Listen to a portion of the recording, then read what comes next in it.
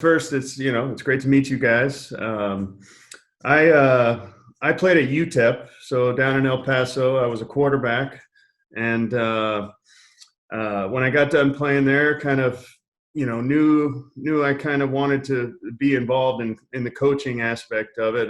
Didn't really have a lot of um, delusions about my ability as a football player going to the next level, but I did kind of mess around and play a little bit of a kind of a minor league arena team for 2 seasons, and then I went back to school, helped out to finish up school. So I was a student assistant there, and then I went to West Texas A&M. I coached the quarterbacks there, Division II, in Canyon, Texas, and coached the quarterbacks there for 2 seasons, actually with Lee Hayes as the offensive coordinator.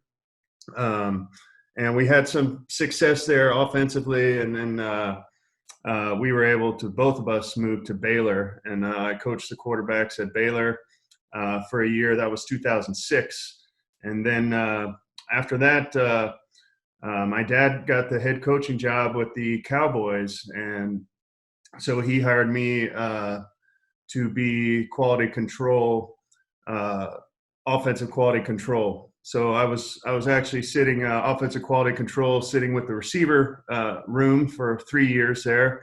Kind of got to where I felt like I had kind of absorbed a lot of that information from the receiver room. And at the time, we actually didn't have an assistant line coach, which most teams do. So I went and talked to our line coach and said, "Hey, I'm trying to, grow and make a move." And he said, "Hey, if, Jason Garrett at the time, he said, hey, if he's okay with it, then let's do it." So I ended up becoming the assistant offensive line coach. I spent 3 years in the offensive line room. And that's kind of the progression that took me to being a tight end coach. The tight end job came open. So I'd been 6 years in Dallas. Tight end job came open. I had worked with offensive line, receivers. I had been a quarterback. So it was just kind of a natural fit to jump into the tight ends. Started coaching the tight ends in Dallas. So I was there for a year. And then I moved on to the Washington Redskins, where I coached the tight ends for 5 years. And now I'm going into my second year coaching the tight ends for the Rams. So we know a bunch of people that have been GA or quality control in college. What does a quality control job in the NFL look like? What are you guys working on? What does that job description do? Because I really just don't know a lot about, other than offense coordinator, offensive line coach, tight ends coach as you are now. I understand that, but what is a quality control in the NFL? What's that job description like?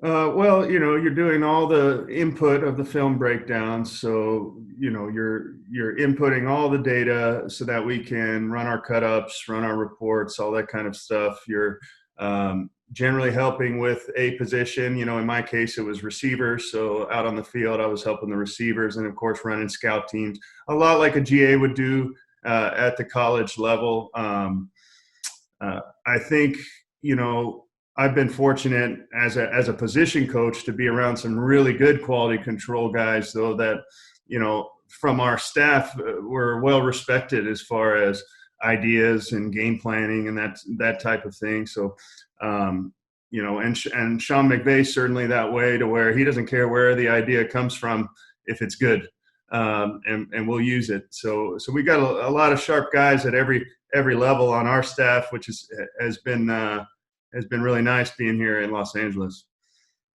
So when you become a tight ends coach, and it's something that at the high school level we don't see as much, but you get there and you bump you to tight ends, and in Dallas, there's a guy like Witten, who is thought of as one of the best tight ends ever. And then but you've also, I'm sure, got a lot of different rookies and different things. What's it like, coaching a guy? I don't want to say what's it like. How do you go about coaching a guy that's been in the NFL so long, is thought of as such a great player? Is it just little tips and things that you're helping him with, and then with the rookies and the younger guys, you're giving them more of a full scale thing? How does that work with like, and I don't know how long he was in it by then, but probably 7-8 year vet, and an all pro, working with him and then working with the kid that's 22 years old and just out of college. Yeah, it's quite. I mean, it's quite different. Jason is so passionate about the game, and is one of the interesting things he told me when I first got the job. Jason Witten was, "Hey, listen, uh, don't don't ever think that you're going to overload me with information." He said, you can't tell me too much. He said, I've played enough now to where I can separate what is really important and what I don't think is quite as important, right? He said, just give it to me all. He wanted to know every single thing. He wanted to know what are the offensive linemen saying, right? What are these calls? What do they mean? What are they saying? Even if it had nothing to do pertaining to him, I mean, that was his territory. That was his livelihood. This is where I'm going to be. I want to know what's going on around me, every detail. So he's special in that way, and partly why he's had the career he's had. But for younger guys, I mean, you're talking breaking it down to, what do these things mean? What do these terms mean? How do we get in a stance sometimes? I mean, even at the pro level, like you said, tight end play has changed a lot over the years. And, we get a lot of guys that really haven't been in a 3-point stance a whole lot in their career. And, just fixing them right from the beginning. Okay, get in your stance. All right. Get your insteps in the ground. All the things that you would learn, as an offensive lineman day one, sometimes some of these tight ends that we get don't have that skill set yet. Hmm. And that's the interesting thing, I think, the most with me with tight ends is how much those guys have to know. Minus the quarterback, I think on offense they need to know, especially with where tight ends are going, especially at the college level the past few years. I mean, they have to know how to be a receiver and all the routes and how to do it technically. And then they've got to know how to be a tight end, all the routes, all the run game, anything they've got to do there. And then a lot of them have to go play the 20 personnel fullback position as well if a team doesn't have a true fullback that they bump in. And so, I mean, you guys are putting, or coaches, we are putting so much on these kids and these men in the NFL. How do you break it down through a practice roughly with where you guys are going, how much you're putting on them, run game? How do you balance that time out? I think that's a difficult thing, especially as we at our high school we've been a 21 personnel. Now we've got the kids that we can be an 11 and move that guy all around. But I mean, we thought we didn't have much time with the offensive line. We got no time with the tight end with all they have to know. How do you fit that in? How do you work that through the week? How do you get all of that in with them having to know the whole offense? Well, I mean, a lot of it's how you set up the installs, right? I mean, the progression of teaching and the installs is extremely important.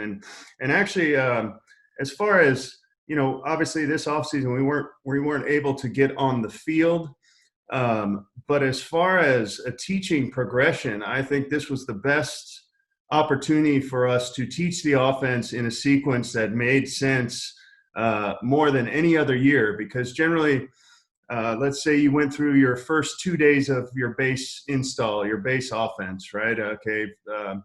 And the third day, well, now on the field, we want to work third downs, or we want to work red zone on the fourth day. And you keep having to put in these other little segments, these specific segments, instead of just saying, okay, here's our first, even when we are on the field, we do limit, so like day one, we're a wide zone base running Right. team. Okay? So day one will be all wide zone.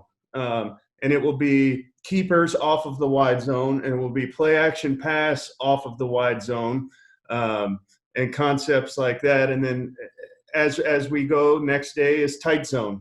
Next day is gap scheme, and it's all the play action passes off the gap scheme. And so we're trying to keep at least the same techniques day to day, no matter what.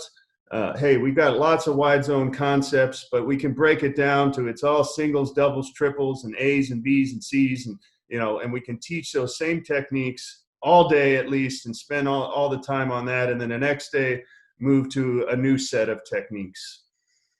Coach, again, I think of the conundrum you always have with the tight end. So, you draft a guy you know he's going to be a dynamic or a dynamite receiver, but you're like, well, maybe he's not going to be an every down guy. So my question is, how do you kind of take that guy, play to his strengths so you can get him on the field, and then also at the same time, hey, we have to develop you. I want you to be like a Jason Witten someday where, you're the every down guy. How do you kind of play that balance of, all right, let's play to his strengths, but then let's also be able to develop his weaknesses so we can make him an inline tight end and he can be proficient, blocking the wide zone? Yeah, it's a great question because it is tricky in the NFL because the body types have changed so much. Most people really aren't, you saw the kid Komet maybe this year from Notre Dame was the big true Y, the guy that is big, 6'5", and he can run and he can kind of be an every down player as a tight end, which is pretty rare these days. But generally, you kind of have these guys, and that's what we look for. So we've got a guy named Gerald Everett who is an explosive receiver. He's explosive when he gets the ball in his hands.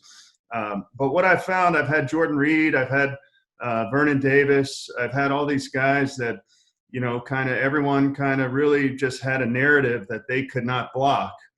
And what I've found with these types of players is that they're very competitive. They don't want to look bad. And if they actually learn how to do it to where they don't go out there and, you're blocking bigger, stronger, longer men most times at the tight end position. So, learning the right techniques and understanding that, hey, I can actually do this and not get thrown around and ragdolled. And they've got a lot of pride. They're good football players. They don't want to look bad in any part of the game. They don't want to put that on tape. So as long as guys are willing, you can teach them the techniques and you can get them to improve in those areas dramatically. I mean, Jordan Reed, by the time, he was fitting his hands and a big thing with him was he was getting a lot of concussions because he's throwing his head into blocks, and learning how to play with his hands changed his game completely in the run game. So those types of things. And then I think as a play caller or a game planner, I really believe here in Los Angeles, we do as good a job as anywhere I've ever been as far as understanding what is a hard block and what is a hard position for these tight ends. And maybe we're running a one-back power, just to use power because I'm on the Run the Power podcast here. But maybe we are running a one-back power and we've got a head-up 6 technique over the tight end. Well, maybe we just arc him and up to the linebacker, or we have a 9 technique. We just put him through and let our big guys block big guys. Even in the wide zone game, we're running to the tight end. Generally we'll put the tight end through if it's a 9 technique. We don't want to run a triple into a tilted 9 who's going to short neck us and cause disruption of the whole play. There we would run really more of a mid-zone scheme where the back is, at the outside leg of the tackle, let the tackle kick him out. We can go up to a better physical match up to the linebacker, and here we go. So, finding ways to, yes, you can still have those guys in and run the football, but you don't always have to match them up against the most physical, freakish defensive end, you can find. And you guys got a lot of them in the NFL, a lot of those freaks out at defensive end. Now, is that something that you guys can roll on the fly with your wide zone? Does it change anything for your tailbacks? Do you guys have to kill or check it, or is that something that your line and your tight end can make that call when you've got that spike or that set down 9? So basically, we have a wide zone, a tight zone, and a mid zone course for the back. And if we are calling a wide zone, that would be only like a true wide zone, an 8-9 hole for us. Okay. We would only call that to a 3, but generally a 4-man surface. When I say to one side being whether we're 2 tight ends where we can work together, right, against a backer force team where we can really come off and double team that Sam up to a safety, or we've got someone in the backfield coming through to help with the tight end. In some way, we're giving him some relief. At the point of attack, which, if you're wide zone, you're saying, hey, we're going to press this thing outside. And then you look on the page and the hardest possible block is that guy right at the point of attack, you need to think to yourself, how can we alleviate some of this pressure? Okay, we put another tight end there. Okay, we put a fullback in the backfield to come help him. Okay, we put him through now. So can we go from a wide zone to a mid zone within the play? We actually can. So we would put, say we called 16 now. Okay, now we're saying it's a mid zone course. So the tight end's going to go through. Okay, now he gets a head up 6 technique, and the safety's down in rotation. I'm going to arc for the safety, or if we're pushing the scheme, if we're not, I arc up to the Sam, right? Okay, now I've got a head up 6 technique, and there's no safety rotation. So the person that we are tripling to is the backer inside of that 6 technique. Now we'll activate that triple, even though that's a mid-zone course. Now we call the triple. Now we're getting what we would call a bounce read out there. Okay, and generally that would only happen in some sort of cover 2, some sort of shell look, where we would have an actual head up player and the person we're in combination to head up to inside of your tight end there. So we do make some calls on the move. You did ask if it were kills or cans. We call them cans, but we do can just about every run. We're not a big call and run it team in run or pass, and that's because Sean's just of the belief. I mean, he's a beautiful mind with ball, and he's just of the belief he doesn't want to, what he would consider in his mind, waste a play ever. So a lot of our criteria for runs will be G bubble pressure. So we got to have the G bubble. We don't want to run it into pressure to the play, right? And whatever we have, can the other way, whether it's run to run, run to pass, pass to pass, whatever it may be. But we have these criteria that kind of the quarterbacks learn over time to really kind of lock down on, and our centers understand that. Our center, Austin Blythe, can walk up immediately and say, hey, can it? Look at Jared and say, hey, can it? Right? But understanding some of those indicators, how, the quarterback's got to understand, what does pressure mean? What is a look that is a pressure look? And that's why we use some change of strength motions, tight end motions. We use some different things to try to undress some of those looks to make it easier. Coach, when I was just going to say, with the wide zone that I know you, so, say you can, does the responsibility come on you guys? I mean, knowing you're probably going to run wide zone, to a 3-man surface or a 4-man surface almost every time. How much is put on the tight end, or is it, the quarterback? Is he making the initial call? Like you're talking about your triple. Does the tight end kind of start it and then it cascades down, or is it the center that kind of makes the call and he knows what he's doing from that? Yeah, generally the center will always point whoever you call it the mic point always, but it's whoever that may be, right? It's not always the mic. They say the mic point, but it's not the mic a lot of times. But so he'll point who he's working to, and we'll all adjust accordingly from there. The tight ends, a lot of times, sometimes I always tell the tight ends, you're responsible for the call, right? And I believe that across the offensive line as well. Every man's responsible for the call, meaning a lot of times we get rookie tackles or something, don't know what they're doing, in a training camp or off-season program, and they just make calls, and these tight ends just blindly follow whatever these guys do. Look at the look, open your eyes, let's get our eyes up. Let's get our eyes up, not down in the ground, and see what's happening out there. Learn some ball, And once these guys learn it, and they start to understand how to recognize pressures, how to recognize, okay, here's what's going to happen. Here's what's going to happen. Both guys can't play this gap, so someone's going to be spiking. All those types of indicators, coverage indicators. How do I know if it's man coverage or zone coverage? How can that help me before play? A lot of our passes are man zone type. Sean's waiting for those man beaters, he's waiting. We call a play. It's a zone beater. Nope. It's still zone. Okay. Stick with it. We're good. And then finally, all right, here we go. Now they're playing man. We've got some sort of rubs or crossers or, deep crossers, whatever it may be, to attack man coverage, and that's kind of what we're waiting for. Our philosophy as an offense really is first, second down on what we call like base downs. So 1st and 10 or 2nd and 1 to 6. We're really a run the football, play action pass, keepers or nakeds, whatever you call them, and maybe some screens mixed in. We're not trying to be a big drop back passing team on 1st, 2nd down. When you get into the 2nd 7+ and the 3rd downs and the red zone, your quarterback in the NFL is going to have a hard enough time dropping back when they generally know you're dropping back, right, and making the reads, seeing the pressures, seeing when you're hot, and delivering the football. That's a lot to do, and we try not to put that on the quarterback too many times until it's necessary.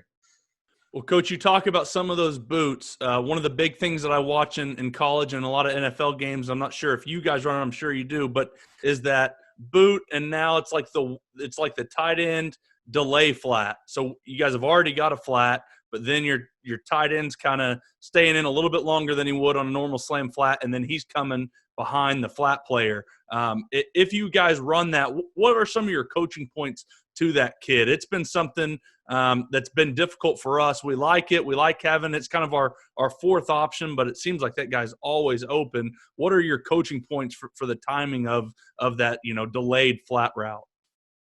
Yeah, well, so we've had some great hits on that, what we would call a late down flat. We've had some really big hits in Washington when I was with Sean in Washington, and here in LA last year we had some 40-yard gains from the late down flat, and really all it is distribution of the field, right?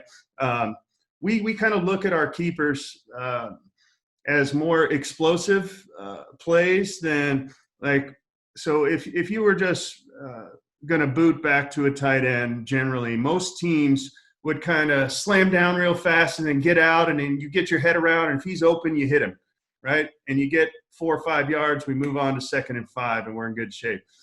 For us, we're trying to get out on the edge, and everything we're selling is off the wide zone. So not only do I tell the tight ends, I don't tell them to fake like you're cutting off on the backside.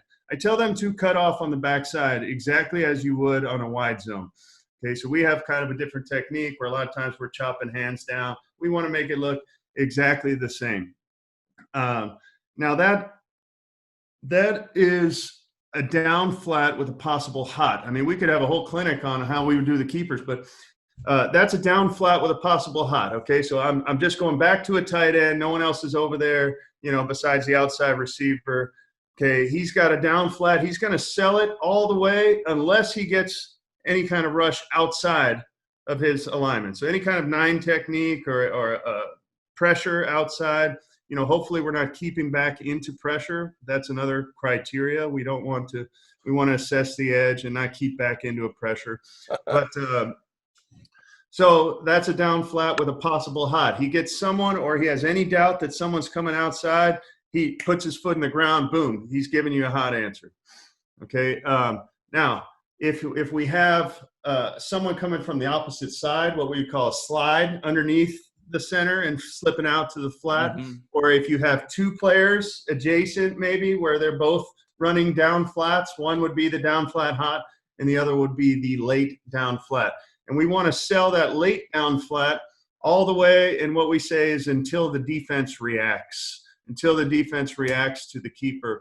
And essentially, when we get out on the edge, I mean, if you look at these, if you say you had a slide and a late down flat, and we've got a low cross, and we've got something on the outside, really what you have is just your 3-level throws that you would run and play action. You're just on the move. The quarterback's outside the pocket, and he's got a low option. He's got the low cross. He's got the higher option. And then he's got that late down flat kind of leaking out at whatever little angle, whatever little tempo, that tempo changes. He's got to have his eyes on a swivel and just kind of feel where everyone's at and find that soft spot. And you've got your quarterback attacking with the ball up. That's a big coaching point for us. We get out on the edge. The quarterback's got to start working downhill with the ball up. That's giving the defense a threat that he could throw it at any time. And if you keep pressing it and they match them all, they generally can't match them all, but if they match them all, then the quarterback's going to be able to run. So we've made a lot of hay on those concepts, and particularly that late down flat. A lot of times it's open and we're throwing it to other people, and I wish he would have just held on to it a little more. Coach, I agree, man. You guys run the nakeds as well as anybody, and I know we've had the chance to study a lot of your film. I know when I was with Coach Harper at Broken Arrow, we'd always kind of joke and quip like, man, we should run more nakeds. We need to run more nakeds, just, high percentage, and they look really good. The other one I like that you guys run too, and again, I want to get your coaching point kind of on the tight ends, where you run the one where he leaks and runs the wheel opposite of it. So I know you guys are faking zone to the left, let's say, and the quarterback's rolling back right, and it becomes that throwback, and the tight end kind of just sneaks through trash and then runs down the sideline. Obviously, you don't have to give away all the secrets of it, but I mean, I think it's deadly. I know you guys hit a lot of big plays on it. It seems like it's one of Coach McVay's favorite kind of shot plays. It is a great shot play, and obviously man coverage you like. We call it a leak. Man coverage you like it, but some of these three deep teams, these three carry teams, kind of the Seattle's changed a little bit from what they've done, but we're going to kind of lock the outside players and play a zone match between our four underneath players. Those can be great defenses if you know that. So you're leaking a guy through this way, right? And you're leaking him through, and you're going to set up and come back to him. But we got to make sure that we know before we call that play that this corner here, when we run this guy, is going to tie down. He's going to stay tied down. He's not going to fall off, and we have a dead play. So that would be, the thing about those things too is that leak is really just a keeper, but we have the leak as an option. So if for whatever reason Jared comes out of the fake and he's got a little something that he's got to really sprint around and get himself out there, he'll probably never get back to the leak. He's just going to continue and read it as a normal keeper. We'll still have some sort of cross. We'll still, have some things in his vision. But if he does get a chance off 10-step action, faking left and booting back right to set up and get his eyes back, obviously we're looking for the big play there. But really important is when you call it. If you got a corner who's gonna just let someone go back there and going to be sitting there waiting for you, you're going to be in trouble. Coach, I would say probably the other thing the offense is known as, or known for, at least with us thinking of it, is a lot of your compressed sets that you guys have and bunch and compress with the receivers. That's actually I told my OC, I was talking to you, and he said, make sure and ask him this. Just kind of in general, what are your blocking rules for your receivers with some of your wide zone or some of your gap scheme stuff? And obviously I know it changes every single play, but in general, now we're compressed, and now safeties and corners are so much closer, and it's such a, I think maybe when they're out at the numbers, it's a little bit easier to tell who they're going to. What are some of those coaching points, or what are some of those rules that you give the receivers, that you guys give receivers in those bunch or those compressed sets? Well, I think number one is, having variation, as to who they block helps them. We've got one of the smartest, maybe the smartest wide receiver room ever. I mean, Robert Woods and Cooper Kupp, and when we had Brandon Cooks, and all these guys are extremely sharp as far as understanding assignments and rules. And a lot of our stuff is, like a lot of colleges, is code worded or code numbered. And they just have to understand, okay, this code word means, all right, I'm the off the ball guy. I start off in fly motion, and I'm the on the ball guy, so I'm sifting on the backside. Generally on the wide zone, if you're in a condensed split as a receiver, even if there's a tight end there and we're running away from the tight end and you're in a tight split as a receiver, you're going to come down too, and we're going to just sift. Really, tight end would be C gap through, we would term it, and the receiver would really be D gap through.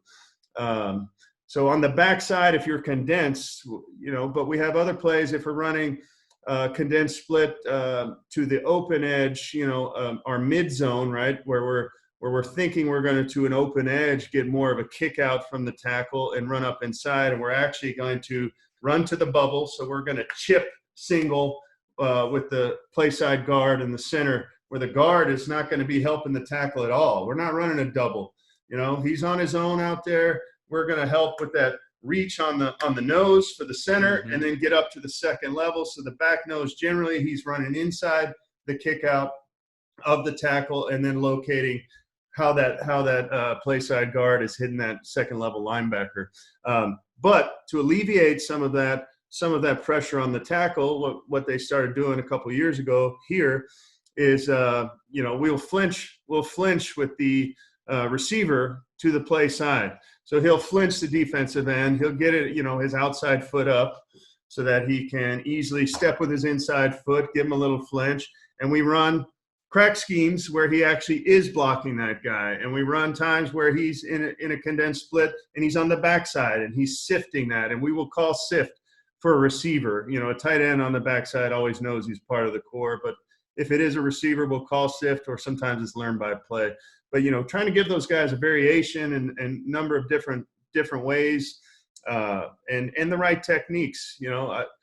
Some of our crack scheme plays, our receivers have done an amazing job of, I think really the best I've ever seen as far as wide receivers, doing the job against defensive ends and understanding the technique and that it's not a kill shot, and that if we get our hands on guys with length and kind of block the back pad and we're okay with a little penetration, those crack schemes we're not going to run unless we get a bubble, because we want the guard to be able to go through on the play side. We don't want the guard to ever have to pull, because we're saying that penetration is okay. The tackle will escape it. The guard will get picked every time. So, did I really explain like what are their rules? There's so many different schemes, right. But in general, they understand this.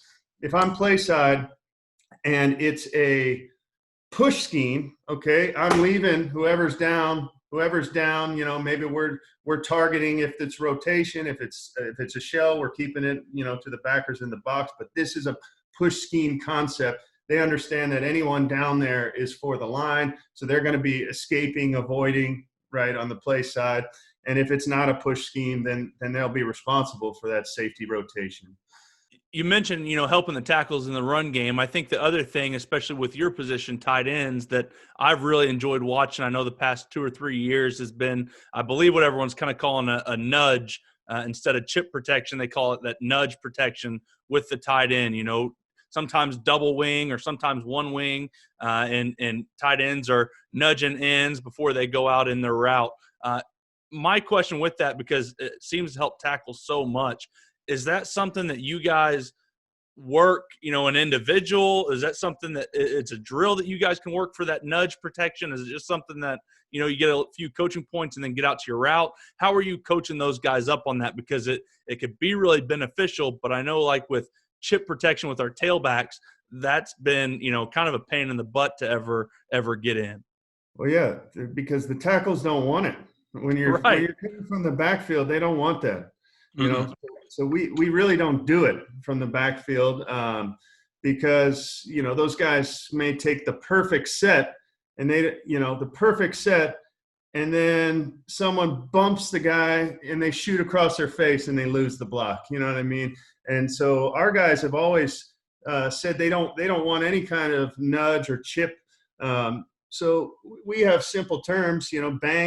Bang tells those tackles that both sides are getting a bang, from a player, whether it's a receiver or a tight end. And then, we're getting out on a route. Generally, it's bang into the flat, but we have certain other concepts where we bang and run an actual kind of pivot route or something underneath a big in cut. So we get a nice high-low on a hook player, something like that. And then we have terms like rib and lick. So rib is telling the right tackle, you're getting the chip or the nudge, and lick would be the left side. Okay, so we want them to know. We want them to know that it's there. And once they know it's there, we have to execute it. We have to help them out and make sure we hit those guys. Our rule would always be the widest rusher Okay, so obviously if you're getting some sort of pressure outside a defensive end, that end's going to be gone, and we want to rib or lick or bang the outside widest rusher. The good thing, a couple years ago, I started teaching. So we're in pass protection, which is one thing we have to do, particularly play action passes. And we're a jump set team as tight ends, really as offensive linemen as well. We're going to jump set. We're going to try to get hands on quickly. We're going to try to get our feet up into the block. We're trying to engage quickly. And by the time we've engaged at the line of scrimmage and fought our tails off, then, hopefully the quarterbacks, kind of had a chance to go through his reads. So how I've been teaching for the last couple of years, these nudge blocks is in practice, is I tell them, this is your opportunity to get more reps at pass pro. So we work on jump setting in practice. Anytime we get those nudge bang opportunities, we're going out there, we're trying to get near hand on those guys, ready to refit, replace, pull the outside hand. We're trying to work all those techniques and then go ahead and get on your route. But it's just a way for us to sneak some more real pass pro reps in. And it really is what we want anyways. We want to play with length. We want to get hands out and on those guys, stop their momentum, and then we get to our route, and there's no way that guy can recover and hit our quarterback. Love that, Coach. My question was going to be about then, you mentioned you guys run your slide, right? Yes. Is that something that you guys will install that naked? Do you guys kind of install it, route by route? Because I know I've seen, Cup runs it, Woods runs it. You have all your receivers that actually will run, that slide from the compressed sets, like you said. Is that something when you guys install the whole concept, like, hey, we're going to teach, 3 personnel groups, or we're going to teach 4 or 5 guys how to do this? Obviously your tight end, but then also some of your slot dudes too. Yeah, so we'll be in a full install meeting, and it's really, it's like Sean McVay going through the best keeper clinic you ever heard, starting off at 2x2. Okay, here's a keeper, right, without any slide or anything. Here's the basic rules. If we're keeping back to you, you got to run back, and you got to down flat with a possible hot. If you're away, to the fake side and going back, you've got a low cross and what we call a far corner. Okay, now we've added a slide element. We're in some sort of condensed formation. Now we've got a slide. So what does it tell the down flat runner? Well, now it tells him he's a late down flat because he doesn't have to be the hot, right? And so now we've got a slide. And what does that tell that remaining receiver over there now that we've got a slide? Well, we don't have a low cross runner anymore, so you got to be the low cross runner. And now we don't have a far corner, right? So just, kind of installing from a progression. Okay, now we're in our 3x1 keepers, Okay, now we're in our nakeds where we're going back to an open edge, whether we have a slide or no slide, which we don't do a whole lot of, but we will mix in at times. Sometimes those are the best. If you get defensive ends to an open edge that will close flat hard when the tackle goes down, you can pull off some of those nakeds as well. So, but just the teaching progression of, here it is from the start. Here's the rules, 2x2. Okay, what does this mean when we have a slide? And what, the tight ends know, as soon as I hear slide, I know, okay, I'm not the hot. You always got to be aware if you're the hot guy, right? You don't want to screw up, not running the hot. So that progression just from day one, just real simple. We go through it every year. We go through we go through really everything every year. And I think maybe some people maybe at a high school would be surprised that NFL players, we go from the base install. These guys are just like your guys. They're away for the summer. They come back. They forget half of the stuff that they used to know, in general, right? Maybe not the Jason Widdens of the world, right, studying for weeks before camp starts, but we start from day one and install and language and, learn the alphabet, learn what we do. And from day one on and try to really be good about our teaching progression and what we want to get taught. We're not trying to get our whole offense in either through a training camp. we're trying to get our base offense in. We're trying to get really good at what we are expecting to be, in run game, pass game, whatever that may be. And we have this, this kind of hold list of concepts, run and pass, that are really more game plan specific against certain defenses. Hey, we only like this run against, 3-4 type scheme, backer force teams. We only like this pass versus these types of coverages that, only certain teams might throw in there. We're not trying to, be in a hurry to install. We want to take our time. We have tons of formations. We're more of a formation team than trying to tag personnels to get guys switched around. So our guys have to have a really good understanding of a lot of different formations, but we try not to put too many of them in a game plan at one time, right? We got to be aware of what they can handle, even though our guys have been really sharp. Well, Coach, I'm kind of curious too with, putting in what, you're, like you said, your base runs, which you guys are going to be the best at, that being wide zone. And everyone says, all the old NFL, Broncos, everybody's always said, if you're going to go wide zone, it's kind of got to be your play. You've got to get, 1,000 reps at it every year. How are you guys as tight ends working with the offensive line with some of those double teams? I mean, are you guys going over, hey, we're going to do sessions with the O-line and we're going to work our outside zone doubles? Is it something that more you just take your tight ends and you guys, you make a rookie pretend like he's the tackle and you guys work your double teams? How are you working that with your guys, to kind of use up your time wisely in practice? Because I think everyone thinks the NFL gets all the time they want, but I know there's a lot of rules with when you guys can be in pads, when you can be on the field, when you've got to let them go. So, your guys' time is actually pretty short as well. Yeah, I think some people would be surprised to learn that, my individual time is fast and furious, man. I mean, it's, we're lucky to get 8 minutes, to just, and we're talking, we've got to put it, we've installed a whole set of wide zone or gap scheme or whatever it may be, and you've got this whole set of techniques to cover before you're about to start practicing with the other side of the ball. But I will say this: we do go work with the tackles often, at least once a week, like even during season, at least once a week, where we get down there and work some of those combinations. Sometimes, like I said, if we're putting a tight end through and we're not going to be in a lot of those types of combinations, maybe we don't work that, but we certainly will be in some. We run duo a lot, which is the no puller power type play, right? Gap scheme. And so, we'll run that from 2 tight end sets. So we'll get base defense looks. We'll have what we call trams, tray to the mic. So anytime we can work with other guys, even though I don't get a lot of individual, I'm all for it. Anytime that the quarterback can throw to the tight end instead of me throwing to the tight end, I'm all for that.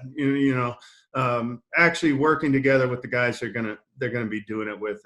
I think I try not to be too like, hey, I didn't get any individual time. Well, the benefits of them actually getting to get down there with the linemen, I think, outweigh those couple of minutes I could have spent working on a specific technique. But yeah, hopefully before we go with the tackles, I've been able to take at least a couple minutes to just review the footwork of the blocks we're about to hit again. Footwork, hand placement, targets, all those sorts of things. Now, when you guys install to get wide zone as an offense, is that something that you're trying to get a lot of reps in team? I don't know if you guys have an inside run part of your. Are you guys allowed to do wide zone and inside run? Do you guys have a half line? How are you guys getting that repped a bunch? Probably obviously before the season, because when you guys are in the season, I'm sure you're not in pads very often. Yeah. So for us, I've been a part of a lot of different things. So, when I was with Bill Callahan, he had the run pod, that was just like the core, man, 7-on-7, just up front. And it was, no, baby, go on out of here. Sorry.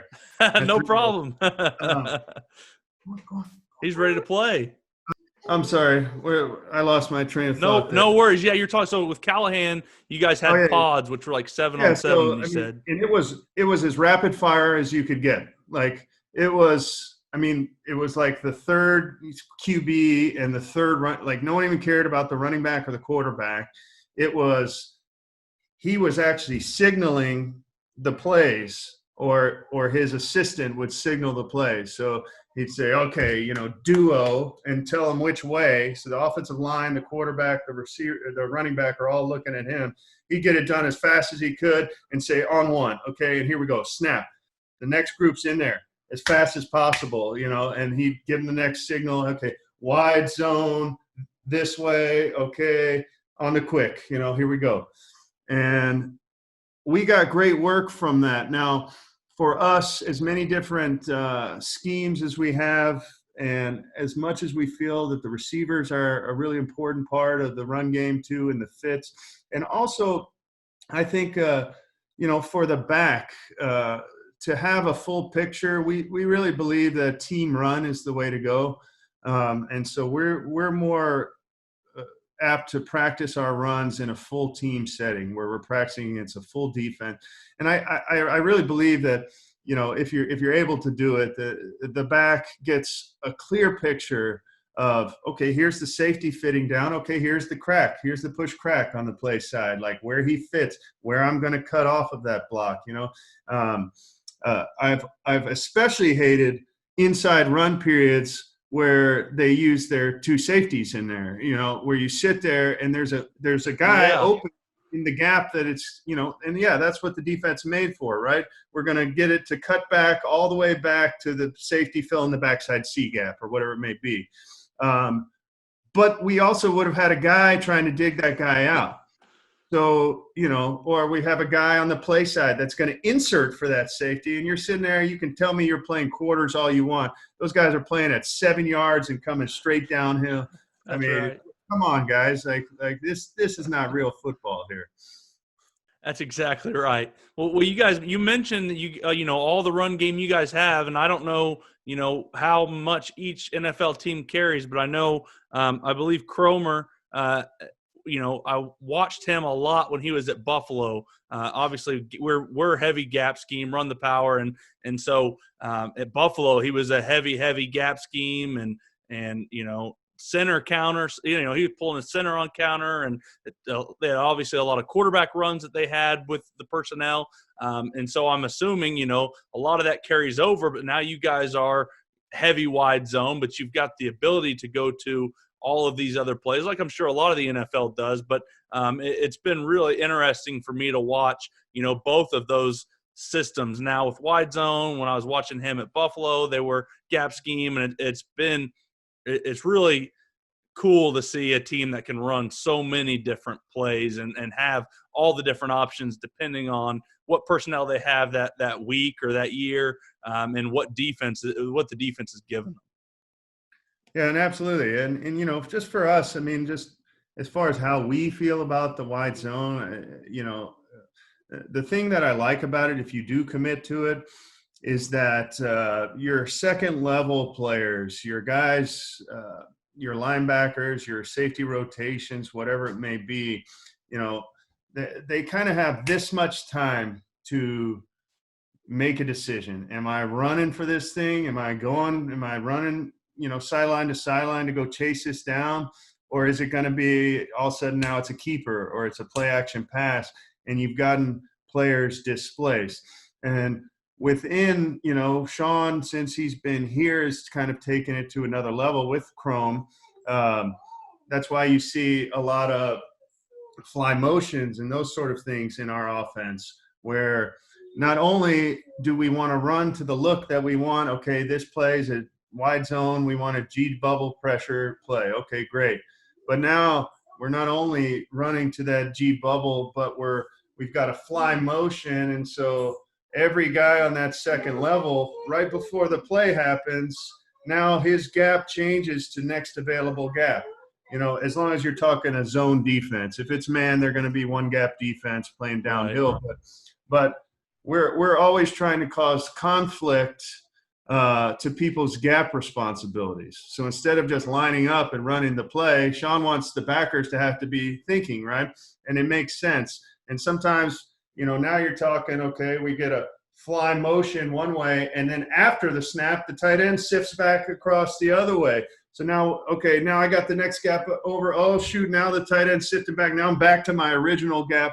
Those types of things can definitely cause some consternation from the defense and kind of sometimes give you some angles, that you may not otherwise have if you just line up and run the play. Coach, are you guys kind of, graduating to, being in the gun? Obviously there's a lot of teams. It's kind of the biggest bugaboo. We're not going to run much wide zone from the gun, knowing that, the aim points and the hit points for the back are a little bit different. Are you guys then kind of carrying that mid zone and then maybe a little bit of RPO action, still, using some of the jet motion? Is that something you guys have dabbled in? Or is that something that you guys are like, you know what? We're still pretty firm in what we are. We'll stick to kind of the wide zone and, our keeper and naked game. That's a great question. Yeah, we have been pretty firm in being more of an under center team as far as run game. But I will say that we have studied and looked at more gun stuff this year, and we probably will mix some more gun stuff. Not even just 11 personnel, but, whether it's 12 personnel with, like our tight ends who serve as the fullback in the backfield with them and run a lot of the same runs, wide zones with sifts blocks or cutoffs on the backside, whatever it may be. And then some gap schemes, some insert type schemes, if we can get tight ends in the backfield inserting. But we are going to be, so like if we were ever to run a wide zone from the gun to the open edge, okay, where I told you on our kind of mid zone, we call it all wide zone, so I don't want to confuse you here, but on our kind of mid zone course, the tackle would kick out, we'd be on a chip single to the play side. If we're going to run to an open edge from the gun on a wide zone scheme, we would only run to the bubble because we want to ensure that we have a double to that open edge. Okay. And so if we had a 3 technique, again, it's criteria. It's not running into looks that we're not going to be real happy with the matchups or the angles. And so we'd be real specific about that criteria. Can we run a true 8-9 hole to a tight end, open to a tight end side, a closed edge? Absolutely, we could do that. But again, what's the block with the tight end? Do we need help there? Do we need to alleviate some of that stress? So just kind of week to week, kind of figuring out what fits best. But when we run the wide zone from the gun, we want our backs turning their shoulders and sprinting, very much like what you saw from like Breida and Mostert and those guys at San Francisco. If you've seen some of their gun wide zone, they had some nice hits this year that we enjoyed watching, as being kind of another zone team like the Niners are, from the Shanahan tree. Coach, I also think, the wide zone with the fullback or the extra tight end with him sealing away from the play.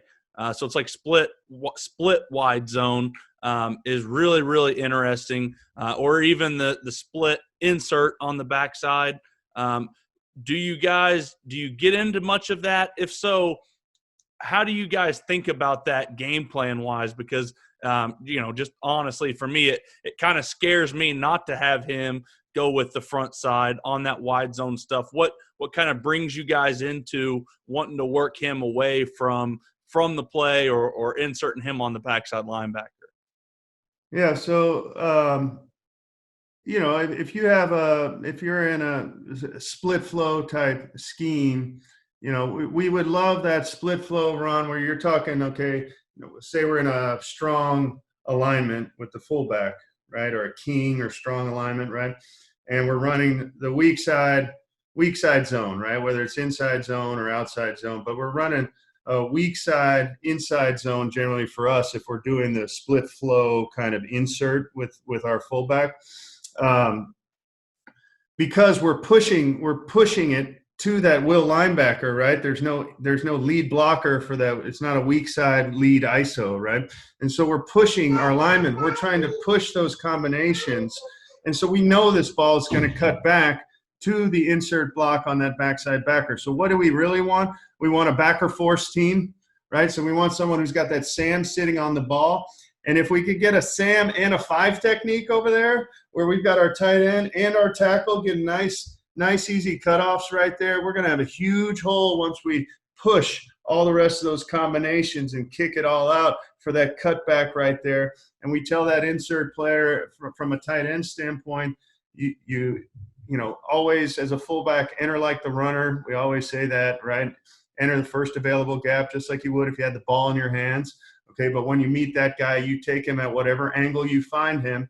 And usually once you make contact, that back's right off your heels and he's gone. So those would be kind of real. That's the look we would love to see, you know, as a backer force where we don't have to deal with another backer off the line of scrimmage. And now we're having to like combination between the tackle and tight end. You know, that's pretty specific for us to be a backer force. And if we could get the 5 and the 9 on the backside, that would be beautiful. Coach, I'd be remiss if I didn't ask the one question I had once I knew you were coming on. How do you block Aaron Donald? You don't. I mean, I was in Dallas when we had DeMarcus Ware in his prime and all these guys, you know, they're just such great players. But I don't know if I've ever been a part of a practice where, you know, Sean will maybe have his eyes, you know, we're practicing against each other, and Sean will kind of have his eyes on the quarterback's read or the coverage, you know, and something will happen in the backfield, and he'll kind of look at Aaron Cromer and say, Chrome, you know, what happened? Was it Aaron? And, you know, Aaron Donald. And Chrome will look at him and say, yeah, and he'll say, okay, you know, and we just move on. You know what I mean? It's just, this is going to happen with a guy like this. He really is something special, and I'm glad he's on our team. That's exactly right. Well, Coach, you spent an hour with us. I really appreciate it. Before we cut you loose, kind of the thing, last question I always like to ask guys is when you're watching another team's offensive line, what's some things they'd be doing that would make you think highly of their offensive line coach? That's a great question. You know, I mean, I think it just depends. But like you guys, like you, Rowdy, coaching line and having played line, I mean, I think there's an appreciation when you see footwork, when you see hands, you know, when you see guys playing with length, number one. When you see the angles that guys are able to, you know, strike at, you know, how they're striking at angles, how they're striking with their back knee or whatever it may be. Like we're on the wide zone, you know, our big coaching point on the play side is get your back knee down. You know, we're trying to create power and force over that back hip, you know, and fit and run and ride. And we know a landmark, you know, and we know that everyone knows that landmark. So whatever that back's landmark is, if we say it's outside leg of the tackle, if your defender, no matter who you are on the whole blocking surface, gets outside that landmark, torque him out. Okay, if he gets outside the landmark, torque him out. And the backs know that, and everyone knows that. Everyone on the field knows that. Our receivers know that. Okay, what does that do? It allows us to hold these guys accountable for what they're doing, and everyone on the page can see it because we all know this is the back's landmark. This is the intent of the play, right? And if they get outside of this point right here, on our screens, we have landmarks of where we want the runner to run, right? So these linemen get out in space. Yeah, you tell them to release flat, right? That's always release flat. Just release flat. Okay, but we're telling you, okay, to the boundary in the NFL, that this screen is designed to hit up the inside edge of the numbers. Okay, so once you start coming flat, now I can start working the inside edge. And if he's inside of the numbers, I can log him. If he's outside the numbers, I can kick him out. But we know where the ball is intended to go. And I think it just really helps everyone kind of be on the same page. And then you can hold runners accountable as well. say, hey, you need to press that thing outside in, one gap at a time, just like you would on a wide zone, our coaching point. But understand, like, this is where everyone's blocking for you. This is the lane. This is where we're trying to keep you. And then you got to be a football player. Don't know if I answered your question at all, but just kind of went on a tangent there. You did. No, I loved it. I got another note down about landmarks for screens. It's something that we need to do that we don't do. And we don't get to cut. At least in college, it was go out there, throw, and make the guy go one way or the other. Here in high school, can't cut the second level. So screens get a little difficult for some of my guys. But that's a great coaching point I can give them. Well, you got to tell those runners, man. You got to set these guys up. You got a big guy in space, and you're going to cut up early. There's no way he can make that block, man. Just keep showing it to him and say, hey, you're going to make more yards here. Just set up the blocks. Help these big guys out, man. We can't expect them to twist in space 180 degrees and make blocks.